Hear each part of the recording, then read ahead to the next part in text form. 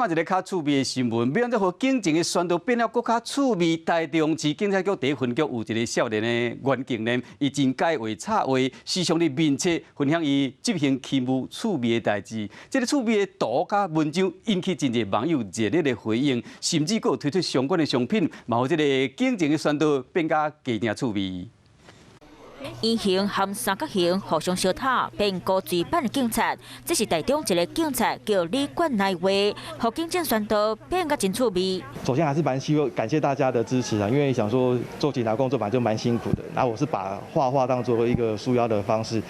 李冠来将在地人面册分享趣味的图，甚至推出商品，亲像枕头、嘴暗和咱的一寡大图，将做警务宣导和公益推广。一开始是单纯想说啊，刚好我有做业务上的宣导。 需要做治安跟交通的插图，我想说，那不如我就自己创作一些。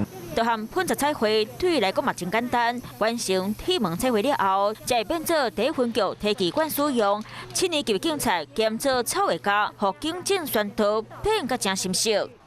Hello， 大家好，我是乃瑜，要教给大家2个任务。第一个，华视新闻的脸书专页，你按赞了吗？还有华视新闻的 YouTube 频道，赶紧订阅起来，还要记得按赞，开启小铃铛哦。